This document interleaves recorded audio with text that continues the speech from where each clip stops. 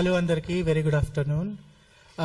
First of all మొన్న Nirmala madam ఏమైతే మాట్లాడారో she said only one thing. ఏమన్నారు అంటే ఇక్కడున్న నలుగురు ఎవరైతే నాయకులు ఉన్నారో వాళ్ళకి LGBTQI అనేది ఏదైతే తెలిస్తే పూర్తి ఇది తెలుస్తుందో ఒకవేళ అది ఓకే అయితే నేను దానికి సమర్థిస్తాను అన్నారు.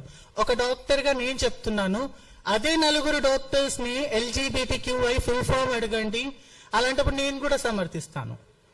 సో ఇది ఖచ్చితంగా మనకి చాలా వ్యతిరేకం.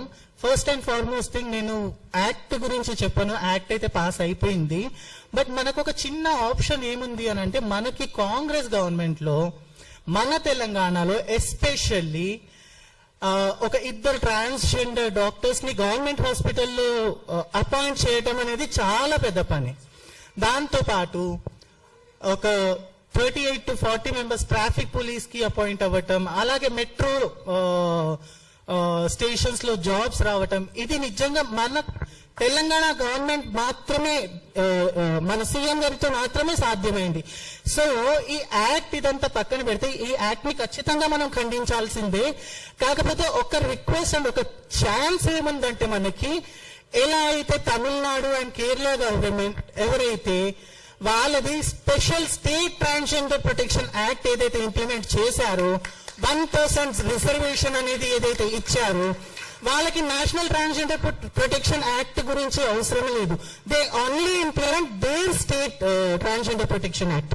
అలాంటిది మన తెలంగాణలో కూడా ఇంత మంచి చేసిన రేవంత్ అన్న ఎప్పటికీ ట్రాన్స్జెండర్స్ అందరు నా చెల్లెలు అంటారు. సో మనకి న్యాయం చెయ్యరు, అన్యాయం చెయ్యరు అని కోరుకుంటూ ఒకటే ఒక రిక్వెస్ట్, మన తెలంగాణ స్టేట్ గవర్నమెంట్ లో కూడా స్టేట్ ట్రాన్స్జెండర్ ప్రొటెక్షన్ యాక్ట్ రావాలని కోరుకుంటూ, మన తెలంగాణలో డాక్టర్సే కాకుండా చాలా మందికి జాబ్స్ ఇచ్చిన తర్వాత మొట్టమొదటిసారిగా ఆల్ ఓవర్ ఇండియాలో ప్రతి గవర్నమెంట్ హాస్పిటల్లో ప్రతి సెక్టార్ లో ట్రాన్స్జెండర్ క్లినిక్ అనేది ఏర్పాటు చేయటం జరిగింది. అది కేవలం కాంగ్రెస్ గవర్నమెంట్ మాత్రమే చేసింది. పూర్తి భారతదేశంలో ఫస్ట్ టైం ఈ మోడల్ తీసుకెళ్లి ఎయిమ్స్ ఢిల్లీలో కూడా ఇంప్లిమెంట్ చేశారు. అలాంటిది మనం ఇలాంటి అవస్థలో ఉన్నాము, ఇలాంటి పరిస్థితిలో ఉన్నాము అని అంటే మన గవర్నమెంట్ మనల్ని వదిలేస్తారా? దానికి మనం ఏం చేయాలి? మెజారిటీ ఆఫ్ ది పీపుల్, ఎంతమంది ఎమ్మెల్యేలను కలిసినా ఎంపీలను కలిసినా మనం ఇదంతా మన సీఎం రేవంత్ అన్న దాకా వెళ్ళేంత వరకు పోరాడుతూనే ఉండాలి.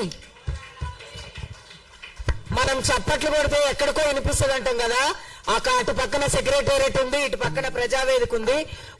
ఈ యొక్క ప్రెస్ మీట్ లో మన బలం ఏంటో ఈరోజు బీజేపీ ప్రభుత్వానికి తెలవాలి.